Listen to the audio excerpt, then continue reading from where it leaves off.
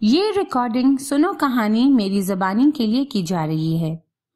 یہ جانور کہانیاں کے سلسلے کی پہلی کہانی ہے۔ کتاب منمن سے چنی گئی اس کہانی کا نام ہے آفت کا پر کالا کوا، جسے تحریر کیا ہے ثناء اللہ خان نے، اور میں ہوں قصہ گو شیرون یاسر۔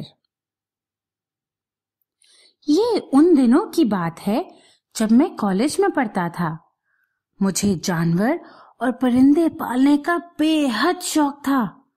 ہمارے کئی بڑے بڑے کھیت تھے اور چھٹی کے دن میں کھیتوں میں ٹہلنے چلا جاتا تھا۔ ایک روز میں وہاں گھوم رہا تھا کہ اچانک گولی چلنے کی آواز آئی، ٹھا!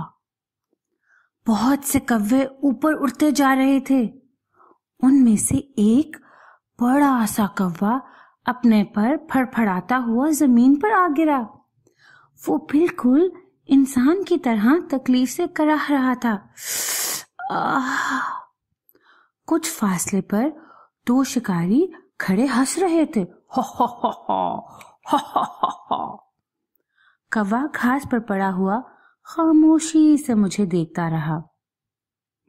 میں نے اسے دونوں ہاتھوں میں اٹھا لیا، مگر کوے نے میرے احسان کا یہ بدلہ دیا کہ اپنی موٹی نوکدار چونچ سے ایک ہاتھ کی بوٹی نوچ لی۔ میں نے اسے اپنے ہاتھوں میں جتنی مضبوطی سے پکڑنا چاہا، اس نے اتنی ہی قوت سے کاٹنا شروع کر دیا۔ میں نے بڑی مشکل سے اس کی چونچ کو دبوچا اور پھر اسے کاٹنے کا موقع نہیں دیا۔ کچھ روز کے علاج سے اس کے زخم ٹھیک ہو گئے، لیکن اس کا ایک بازو بیکار ہو چکا تھا۔ ہائے بیچارہ! اب وہ مشکل سے تھوڑا سا اڑ پاتا تھا۔ جب میں نے اسے ہاتھوں میں اٹھانے کا فیصلہ کیا تو پہلے چمڑے کا دستانہ ہاتھ پر چڑھایا۔ کوے نے ہاتھ پر بیٹھتے ہی دستانے پر حملے شروع کر دیے۔ اب دستانے کو نوچنا اس کا پسندیدہ مشغلہ بن گیا۔ میں یہ دستانہ ادھر ادھر ڈال دیتا تو اسے اٹھا کر میرے پاس لے آتا اور بار بار میری طرف بڑھاتا کہ میں اسے پہن لوں۔ جو ہی میں دستانہ پہنتا وہ میرے ہاتھ پر آ بیٹھتا اور اسے نوچنے میں مشغول ہو جاتا۔ کبھی میں کام میں مصروف ہوتا تو وہ چپکے سے میرے بوٹ کے تسمے کھول کر بھاگ جاتا۔ اس وقت وہ مجھے اس بچے کی طرح نظر آتا جو اپنی شرارت پر پھولا نہیں سماتا۔ بہت شرارتی تھا میرا کوا۔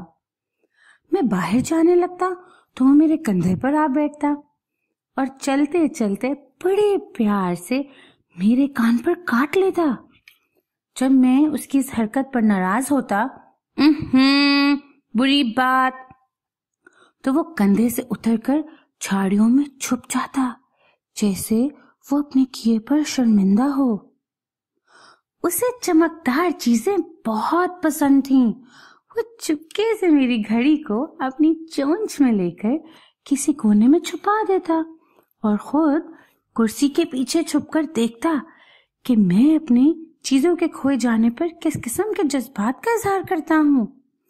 وہ کپڑوں کی الماری کے پیچھے چھپ جاتا اور جب ملازمہ الماری سے کپڑے نکالنے آتی تو اس کے ٹخنے پر کاٹ لیتا۔ بڑی زور سے کاٹتا تھا۔ وہ کھانے کی میز سے مختلف چیزیں اچک لیتا۔ دادا جان کتاب پڑھنے میں مصروف ہوتے تو ان کی نظر بچا کر ورق نوچنے لگتا۔ ایک بار اس نے دادی اماں کے پیر کے انگوٹھے کو نوچ لیا۔ دادی اماں نے تو سارا گھر سر پر اٹھا لیا اور اعلان کر دیا، اب کوا اس گھر میں نہیں رہے گا۔ شاید سبھی اس سے تنگ آ گئے تھے، چنانچہ اسے دیس نکالا مل گیا اور گھر سے نکال کر اسے باغیچے میں پہنچا دیا گیا۔ وہاں اس نے میرے کتے جیکی کو اپنا دوست بنا لیا۔ یہ دوستی جلد ہی بے تکلفی میں بدل گئی۔ دوپہر کی گرمی میں جیکی کسی پیڑ کے سائے میں نیند کے مزے لے رہا ہوتا کہ کوا दबे पांव जाकर उसके लंबे बाल नोच लेता और गायब हो जाता। बेचारा कुत्ता तोंत पीस कर रह जाता। एक रोज दादी जान ये सब कुछ देख ही रही थीं कि मेरे पास आकर बोली, बेटा, खैर से तुम्हारा कौवा सयाना हो गया है। सब हंसते रहे और मैं यूं शर्मिंदा हो रहा था जैसे ये सब कुछ मेरा ही किया धरा है। ये थी आज की कहानी शेरून यासिर की ज़बानी। मजीद कहानियां सुनने या मुफ्त डाउनलोड करने के लिए हमारा फेसबुक पेज, यूट्यूब चैनल और sound cloud link like, subscribe और शेयर करना ना भूलिएगा।